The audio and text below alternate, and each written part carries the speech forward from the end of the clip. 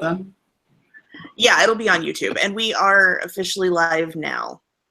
All right, good morning, everyone. How's your day off to so far? Cool. Do you want me to start for you, Steven? You going? Oh, Yeah. I'm rolling. Okay. To time keep? Yeah. Mm-hmm. Oh yeah, most certainly. Cool. Like it's now 10:52 USC time, so by my count, we should be done within the next 9 to 11 minutes. I'm thinking 11:02, 11:03. My name's Steven, your moderator this morning, and today we'll be looking at organizational environments. In this context, it simply refers to the environment in which you work or what it entails of. And for the purpose of this discussion, we'll explore what affects and influences our environments. First, I'd like to break the ice by going around and asking for a brief overview or assessment, if you will, of your organizational environment. And it doesn't have to be your current job, by the way. It could be, something that you did in the past, or past internship, any organizational experience that you have in the past. Okay, I'll go ahead and start. I'm Lindsay. I work at a public university, and our department is definitely like a functional group. It's not really siloed, but we definitely work within the confines of our own little team. Nice. What we're looking at in this one is sort of like the setting, sort of you could think of anything that plays into that. You could think of the space, your hours, anything that has to do with your environment at all. It's pretty much a typical 8 to 5 standard admissions office environment. We've got a lot of cubicles and office space. So just a basic, what you would imagine for an admissions office. Nice. Anyone else? Yeah, I'll go. So my name is Christian. I work for a media corporation.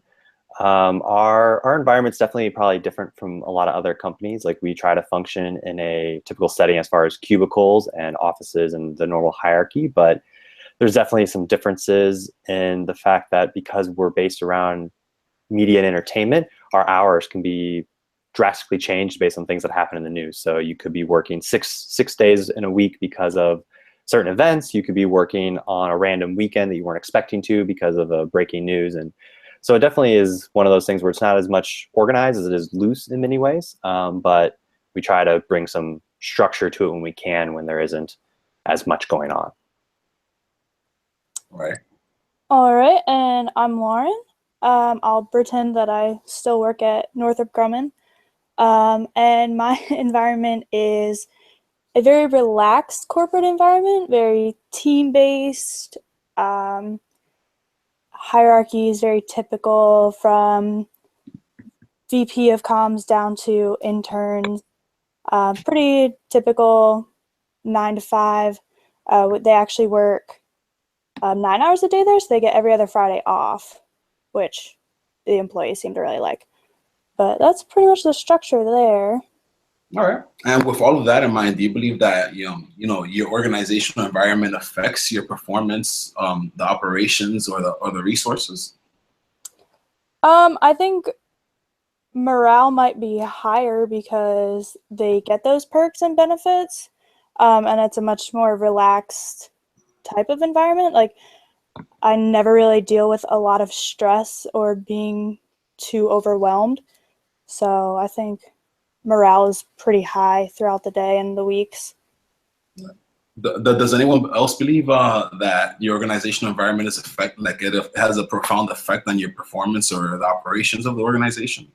Yeah, I do. I know that a lot of times we get a little too informal in our environment, and so there's kind of becomes like a boys club at time, or a little bit like a fraternity, and that definitely affects people because some people don't take things the same way as other people, and so they can get personally affected or offended by certain jokes or whatnot that happen. And it also sometimes causes issues with the hierarchy. So you'll see that superiors sometimes don't get the same respect that at least I would assume you'd get at a more of a normal operation, because them and their subordinates have that kind of friendship level. And so they have that, there's a little bit more of a struggle in like, how do I get this person to do something I know they don't want to do, when also they're my buddy and I don't want to like hurt them either.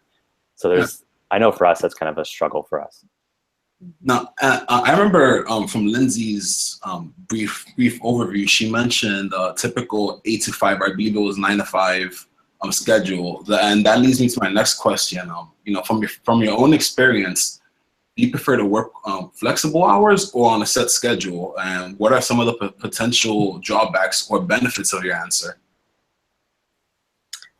I would prefer if we had something that was a lot more flexible, just as far as, and I understand that we can't just because of student need, that we do need set office hours. But I think that a flexible schedule would definitely improve morale, especially when you're there all day, every day. Yeah. Yeah, I know at Northrop we had no set start or end time. You just had to come and make sure you fulfilled your 9 hours for the day. So I would typically go in around 7:30 and leave around 5, giving myself about a half an hour for lunch. But my boss sometimes wouldn't get there until almost 9 or 9:30 and then have to stay until like after 6 o'clock at night. Mm-hmm. So it definitely is good because it gives you freedom to be on your own schedule and go in when you want and when it works best for you. Now, Also flexible with like if you need time off, it's easy to make it up then. now I'm also wondering, like, if you guys prefer an open space environment or the privacy of, let's say, an office or a cubicle. And for open space, that just means you could think of any setting where you're not enclosed. I think the privacy is preferred in some ways. Like, I think the thing that's beneficial about cubicles is you have a little bit of both. You have privacy, but then you're next to people or around people, so you also get that interaction. But when I've been in environments before where there's no privacy, it does make it difficult when you're having to like really focus in on a project and other people are maybe having discussions or a group kind of thing going on nearby, and it's harder to like block them out and focus solely. So I think I probably prefer a little bit of the privacy over open. All right. Yeah, I think it depends on the work that you're doing. I have a private office and my staff is in cubicles, but they do a lot more collaborative where I'm usually working on reports or developing training materials. And I tend to wander out there if I need to get involved with something too. So it's nice to have both options, I think. Do you guys have like a sort of an ideal organizational environment? I know that that Christian and Lindsay mentioned where the privacy of a cubicle and office. Would you say that this is would you say that this is like your ultimate preference? Or if so, what's your ideal organizational environment in general? Like would you prefer, let's say, a startup to a corporate hierarchy, for instance? I think there's benefits of both. I mean, because obviously sometimes in startups they're a little bit more flexible, a little bit more loose, and they kind of offer more. They do a lot more of kind of like the fun perk type of things. But in the corporate environment, you kind of get a lot more stability and structure in a way that kind of gives you that reassurance of like, I know what I'm doing this day. I know if something happens, what the protocol is to solve that.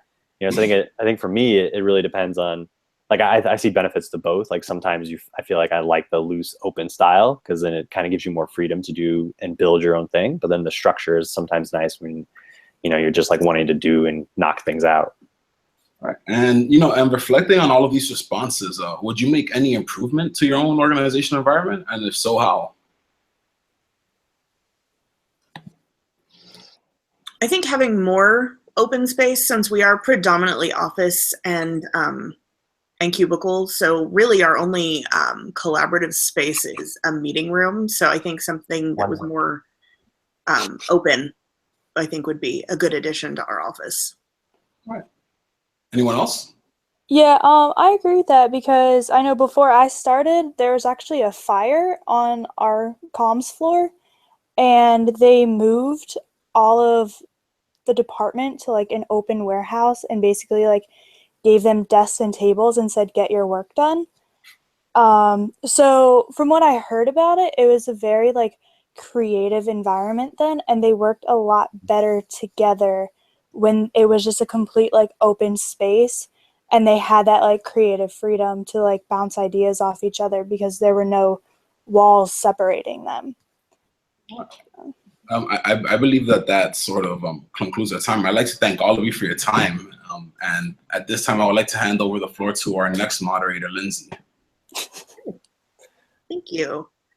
I am going to go. I'm doing my backup recording real quick. Just making Cool. that. Yeah. Okay. So before I begin, as I mentioned, you're really just going to be serving as social media followers of Charity XYZ. It's Okay. very creative. It's a nonprofit organization that's devoted to random acts of kindness. So I am going to go ahead and start I'm waiting for the time to change so I don't get like half a minute for my first minute. I'm just hovering over the start button right now. Okay, it's 1:03. I should be concluding around 1:13. I'm on Central Time, so that would be 11:13 Trojan time.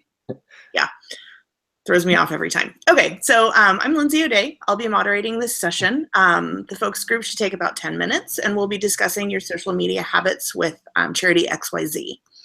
And the goal of the focus group is to find out how effective our current charitable campaigns are, as well as identifying whether or not certain factors such as celebrity endorsement would affect you or make you more likely to support fundraising campaigns in the future.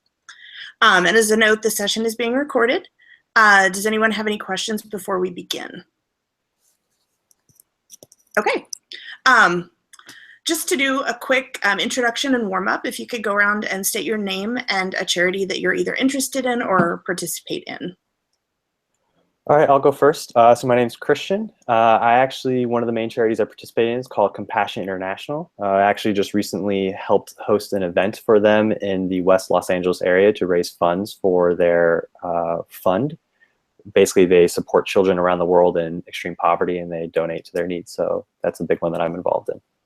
Very cool. Thank you. I'm Steven. I used to be a social media intern at Goldstein Communication, and my main client was Stomp Out Bullying, which is a global campaign to stomp out bullying. And for all purposes, I would conduct their campaigns, their social media, and it was definitely a fun time period. Do you guys have a lot of like Big Brother people that you bring in for that? Do you know what I'm talking about? Steven? No? Okay. People? Yeah. For sure. We had Nick Cannon and a few ambassadors come over and act as, big brothers. All right, we'll talk later. Anyways, I'm Lauren, and the charity that I'm most involved in is Thon. If you haven't heard of it, it's associated with Penn State. It's the largest student-run philanthropy for pediatric cancer. So I'm really involved in that, or I was when I was still in school. Okay. And just to change course just slightly, which social media platforms do you find that you use the most often? Instagram and LinkedIn, those two top. Mm-hmm. Instagram, definitely, yeah. Probably Insta and Facebook. Okay. And do you currently follow any of our charities' accounts on Instagram or Facebook? No. Okay. Have you in the past donated to Charity XYZ? And if so, why or why not?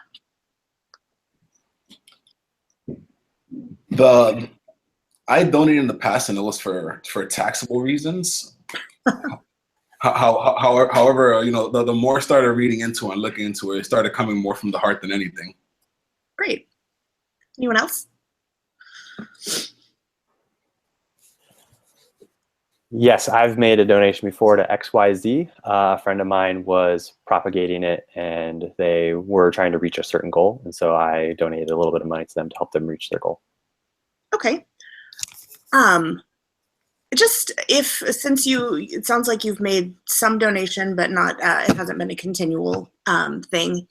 If, for instance, there was a celebrity that you followed, be it on Instagram or just their career in general, if they took an active role in Charity XYZ, would that make you more likely to support fundraising campaigns? I think it would help me be more aware of your social media campaigns and would help kind of surface it up to my feed, especially if it's a celebrity that I follow or that I'm interested in. That definitely is a good way to like remind me of it, because I kind of hadn't really remembered much about XYZ until we talked about it today. Anyone else? No, I definitely co-sign Christian. If it's a celebrity of interest of mine and I see it there, but even so, it would take more than them just being a part of it. It would be a plethora of other reasons as well. Sort of what's your overall mission? Yeah, I think seeing them active in it is always kind of big. Like, I know that I'm interested in some environmental charities that maybe Leo DiCaprio supports because I've seen him out there actually doing it. And so it's like, oh, he actually believes in this instead of being paid to do it. Okay. One of the things that our charity has participated in the past year, and we have partnered with a few celebrities, are T-shirt fundraiser campaigns through Represent or other venues, as it were. Have you participated in any of our T-shirt fundraisers over the last year? I have. And I enjoy, or I would rather buy a T-shirt than donate directly. So that's why I participate more on that side than just donating directly. That made no sense. If a celebrity that you followed was participating in promotion for the charity campaign or the T-shirt campaign, as it were, would you be more likely to purchase one if they say were promoting or publicizing that? Potentially, but I know personally I'm more likely to donate for the cause than because a celebrity that I follow is involved with the organization. Okay. Anyone else? And that's what reminds me of my example earlier with Stomp Out Bullying. We used to have these blue shirts for National Blue Shirt Day, which was against, like that national day. And then we'd have celebrities wearing our shirts, and then that would sort of pique everybody's interest. So like drawn back, I believe that will have a nice impact. Okay. So if, for instance, the celebrities that brought awareness to the campaign, if they worked on multiple campaigns for that same charity endeavor, would that make you more or less likely to support those future campaigns?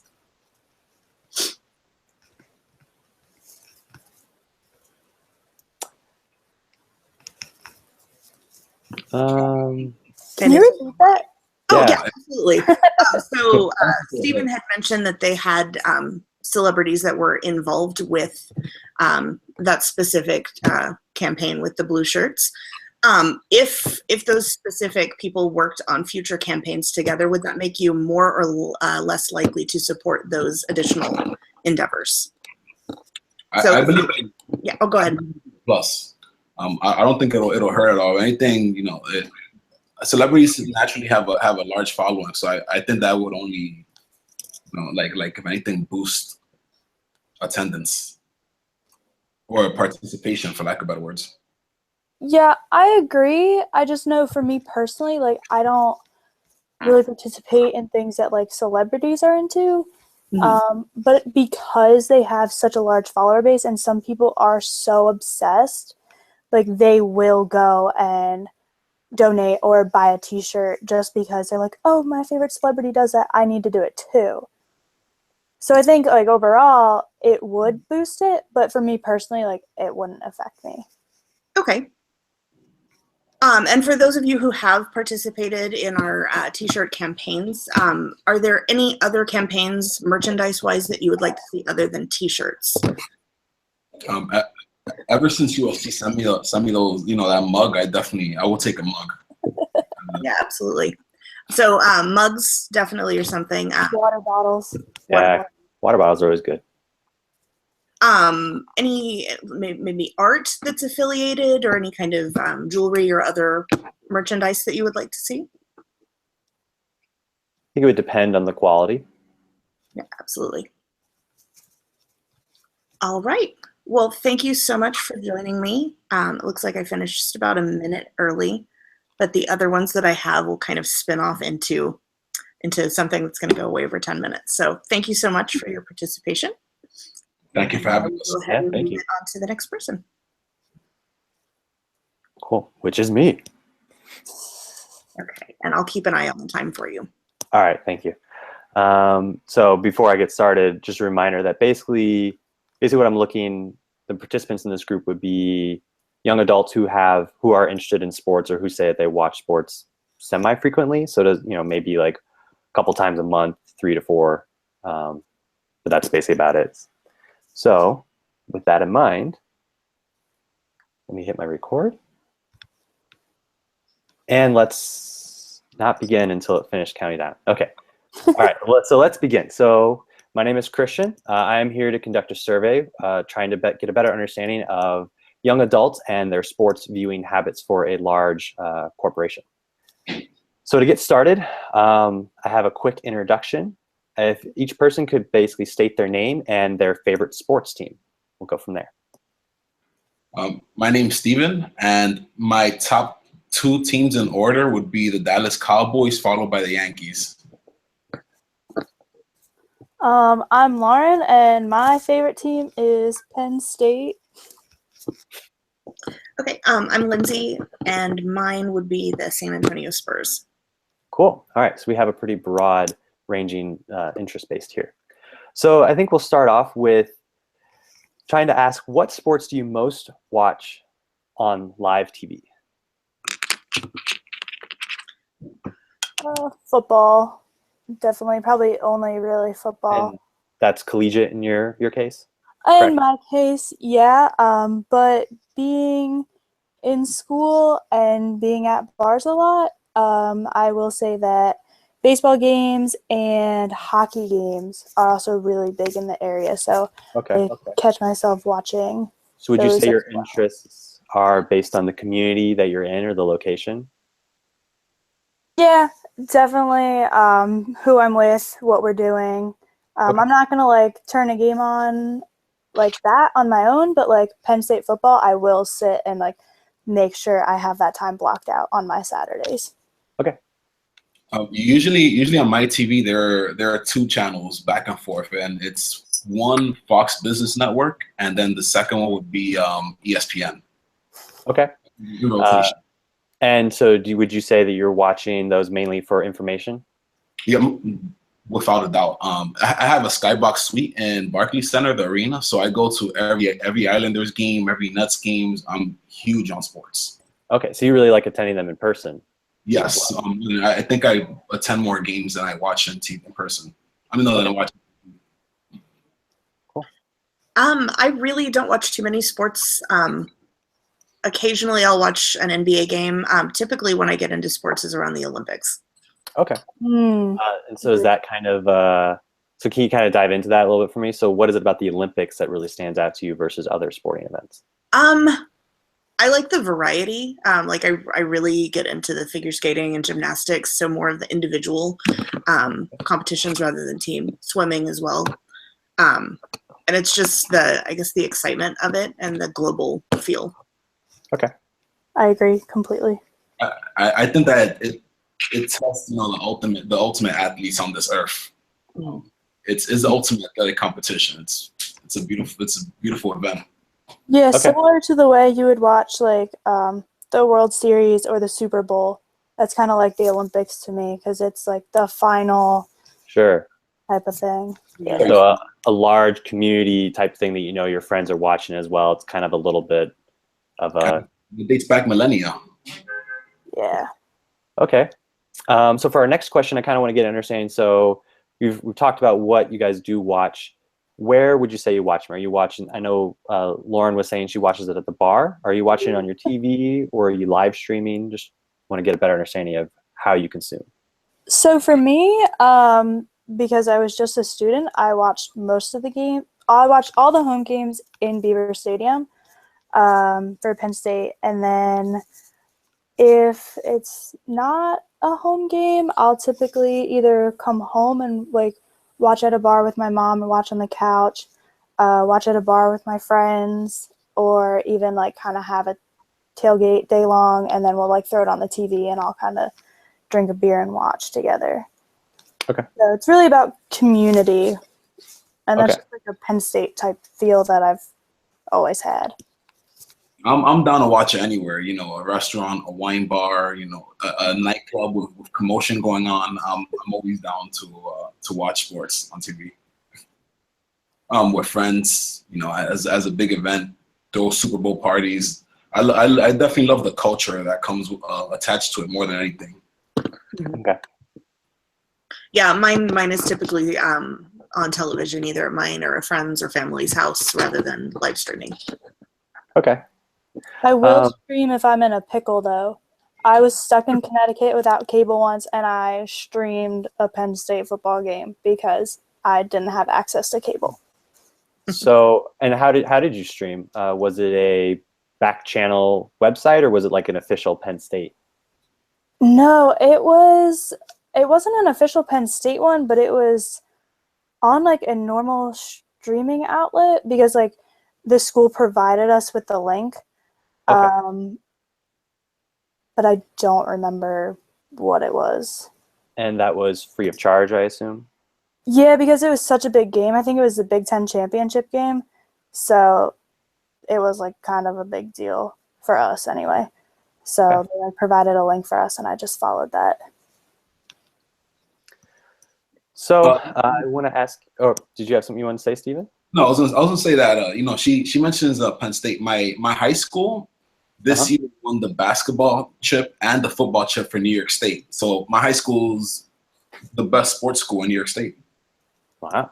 I don't know high school. Marshall Scorsese graduated from there. Regis Philbin, and a huge alumni list. Now, would you say that your viewing habits, as far as your high school go up based on how good they are, and then maybe when they're not as good, you don't watch as often? Most certainly. I try to go to the championship games, and you know, every Thanksgiving we have a turkey bowl, which is an annual football game against our rivals, and you know, we crush them. But they did go 28 years crushing us in a row. 28, that's 3 decades, and then my senior year broke that record. Very cool. So I kind of want to ask each of you individually, now that we've talked a little about your viewing habits, how much would you say you watch professional football? Very seldomly for me. It's typically just if I'm going to like a Super Bowl party, and that's typically the one time a year. Okay, that's a For me, it would have to be an NFC team playing, like to get me interested at least. You know, Reds, Eagles, Cowboys, or Giants. So based a little bit around the relation to your own favorite team of the Cowboys.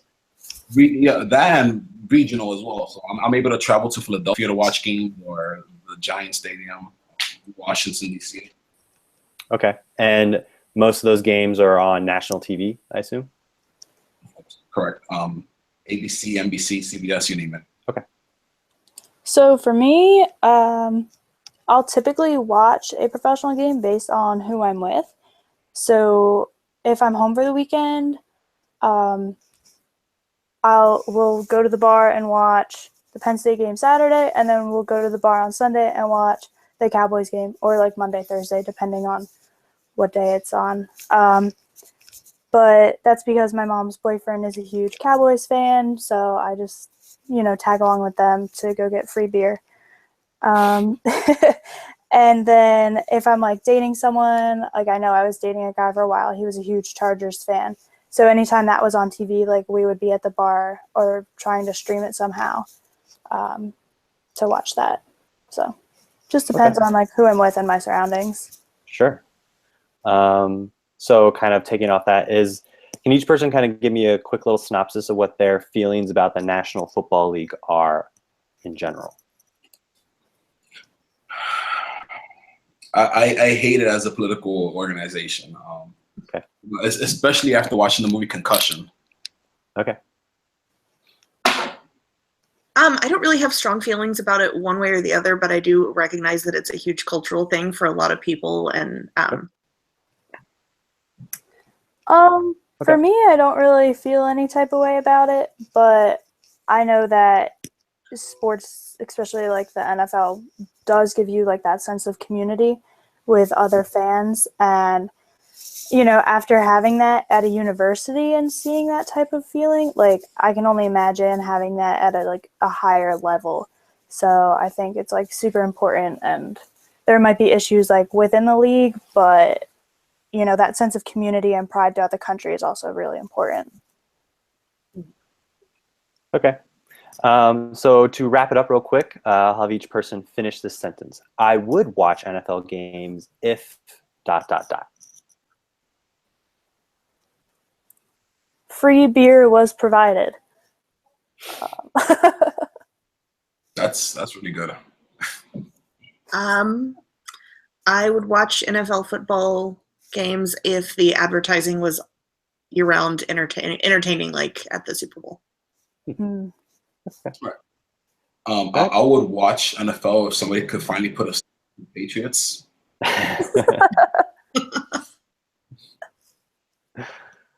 Okay. Well, unless anyone has any other comments they would like to make, I would like to thank you all for taking some time out of your day to conduct this focus group.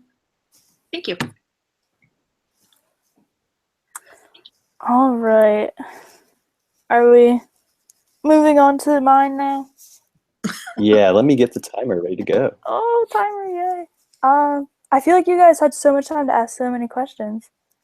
I know, it definitely felt like I had more time than I thought I was going to. I was like, oh, I can actually get to all of these.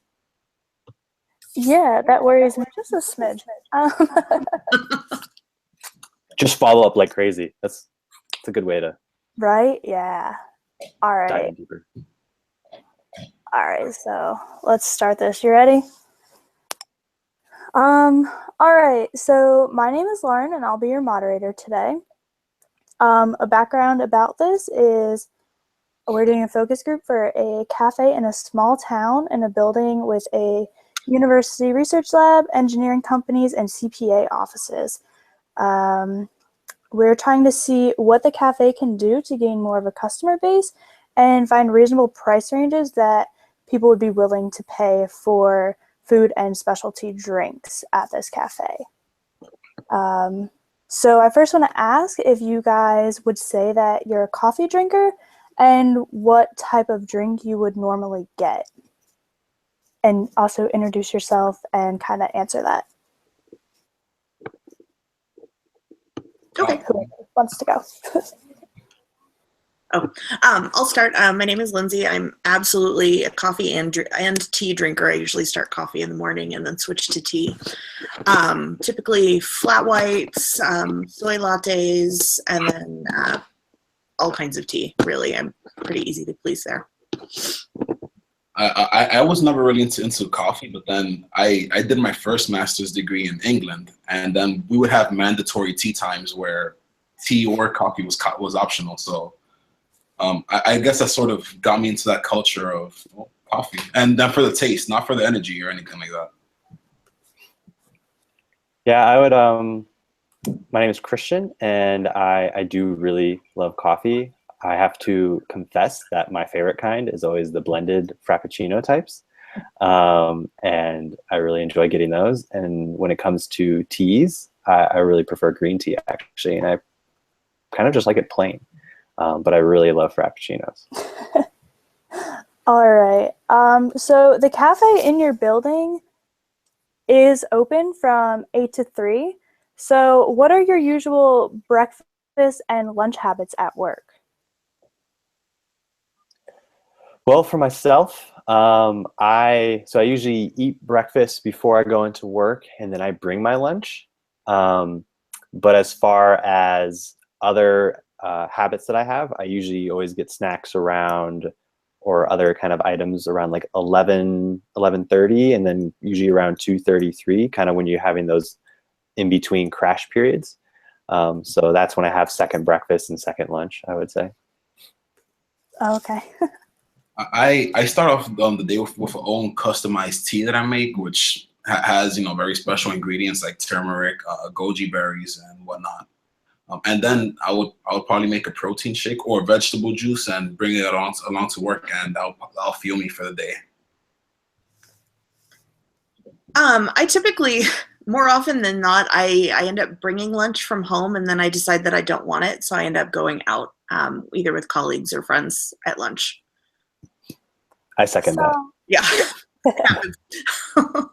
So you mentioned that you go out with colleagues. Do you have certain days that you go out to like certain places? things like that? There is a sushi place nearby that we typically go to on Friday because they have lunch specials, but other than that, there's no real pattern to anything that we do. I would say at my workplace, it's similar. There's mainly patterns based around special, deals or like at our cafeteria, we have Sushi Wednesdays. And so you'll see more people, instead of going off campus, will go specifically to the cafe because surprisingly, our cafe actually makes decent sushi. All right. And then you also mentioned that you get snacks like periodically throughout the day. What kind of snacks are you interested in? Like, what kind of snacks would you go and buy? So I personally am interested in usually in like healthier side snacks. At my current work, a lot of times they have specific snacks that you basically only have the choice of that they give for free. But the ones that I would go and buy would be, like a trail mix, fruit, and then like different kind of like healthier bars, like a Cliff Bar or like a protein bar kind of a thing. Those are usually the ones that I favor for snacks I would go get. Anything that looks appealing, really. Seriously, yeah, for the most part, nuts and fruits and whatnot are, for the most part preferable. But if that's not available and they have like, a 20-pound chocolate cake, I'll eat that as well. Yeah, so this cafe provides a bunch of baked goods. So it's typically muffins, a type of bread, a scone or crumb cake, a baked oatmeal, and quiche. So those are the typical baked goods that are provided, and they range between about $2.50 to $3 maybe. Is that something you're willing to pay? Yeah, especially if the quality is good, then that would be something that I would get every once in a while. Especially if it's meat every day and not shipped from some random location. Yeah, I would echo both of what has been said so far, that the quality of it will greatly determine if I'm willing to get it. Because if it's good and it's not that expensive and you need a fix, it's convenient. Definitely convenient. Hold on. Get out now. Get out. I told you she was home. All right. So being middle to high income workers, how much are you willing to pay for a specialty drink? For example, a latte or cappuccino. I think the preference for me is to keep it under $4. This is coming from the person who said they really love frappuccinos that often cost over $4. I think when I'm willing to spend more is if there's like a rewards program. So you're spending a little bit more, but you can maybe get a free drink after so many drinks. That helps. Yeah, I think the reward aspect makes me more likely to spend more money, honestly, which is probably exactly what it's supposed to do. But typically around the $3 to $5 range for me. I mean, I'm not really, as I said, I'm not a huge coffee drinker. I take a freezing cold shower every morning and then I'm ready to go, for the next 24 hours. But if there is a specialty coffee around, echoing what Lindsay said, I'll pay whatever the price is. Just so I could be able to judge for myself if it's worth it. Interesting. So we have two rewards programs. There's one where it is buy 10 coffees, get the 11th free. And there's another one where it is buy 5 of one item and get the 6th 50% off. So would you say you would use those? Or is that not the type of reward system you're all looking for? One of my clients is a wine bar, and before 4 p.m. they function as a coffee bar as well. So where once you 5 stamps, your 6th coffee is free. If there's an option like that we could explore, then I would be interested. Yeah, I think I would be more likely to use the first promotion that you mentioned of the if you buy a certain amount, the last one is free, rather than a percentage off, just for the value of it. But I probably would end up using both. Yeah, logically knowing that they're very similar, but the free is always more enticing to me than the half off. So the price right now is set at $3.75 for a 12-ounce latte or cappuccino and $4.25 for a 16-ounce latte or cappuccino. Do you feel that this price is reasonable? The first one is a cup and a half. I'd say that's about decent. Yeah. How much did you say for the 16 ounce? $4.25. All right, that's 2 cups. Yeah, that's not bad. Yeah, I think that's pretty fair pricing for a specialty drink. Yeah, I think the question would come down to, would I want 2 drinks? That size may be a little large. And 1 minute. All right. So my last question, when ordering, if you want to add flavor to your drink, the price raises 50 cents. Do you think this is reasonable, or do you think this should already be included in the price? I understand why there's an upcharge, but as a consumer, I feel like it should be included just since you're already paying for the drink. And it doesn't add, considering the amount of flavoring that's in a bottle, I don't know that the cost is justified, but I would still pay for it. I would be all for it if you were to charge a certain fee, like let's say $1.50, and then in that case you could add whatever you want. But per flavor, I wouldn't agree with. Yeah, I think 50 cents may be a little bit higher than what I'm used to paying for flavors. So, you know, like I understand adding the flavor shot to it, but I think if it was a little bit cheaper, I'd be more open to it. All right. Well, thank you guys. Thank you. Oh, I'm going to go ahead. I think if I end the broadcast, we'll still all remain on the call, so I'm going to go ahead and turn that off.